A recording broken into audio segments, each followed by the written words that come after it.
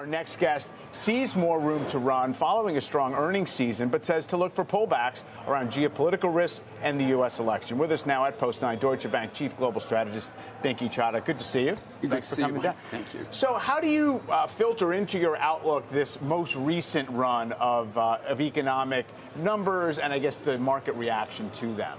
Sure. So I think there's a bunch of things going on. I'd say, what is definitely getting the attention and the concern is that growth looks like it's slowing. Is this, just another sort of typical a growth scare, slowdown concern, or is it something bigger? We think it's the former. I mean, these things happen from time to time. I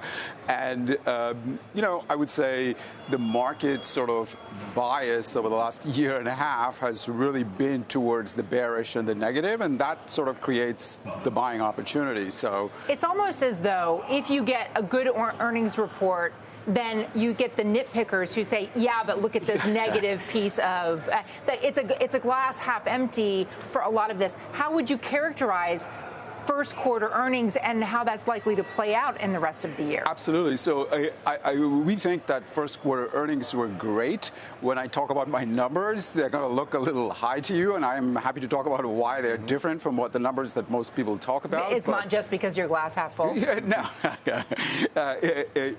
So first quarter earnings headline number is 11% year-on-year growth. We have 8.5% beats. That's beats elevated for a fifth quarter. Typically, S&P 500 companies beat by about 5%. And typically, beats get elevated at cyclical turning points. What is very unusual, though it happened recently also when we were coming out of the pandemic, is that beats have been elevated for 5 quarters now. That's very unusual, and that's really consistent. I mean, the last time we saw that is coming out of the pandemic, coming out of the global financial crisis. So it's very consistent with sort of a cyclical turn that not everybody's really bought into yet. If you look under the hood in terms of that 11% growth number, what you're going to see is, really 3 groups. This mega cap growth in tech, which everybody, including us, were looking for growth to slow. It didn't really, unless you do decimals. But I think the part that gets missed is the larger part of the S&P 500, which is, for lack of a better term, let me call them the cyclicals and defensives, the domestic cyclicals and defensives. They put in 7.5%, 8% growth. That's very healthy, respectable, and moving up, basically. And we got 11% headline earnings growth, despite the fact that the third group, which is energy and materials, which, as you know, in low multiple stocks, which means they are a bigger part of earnings, down 25%.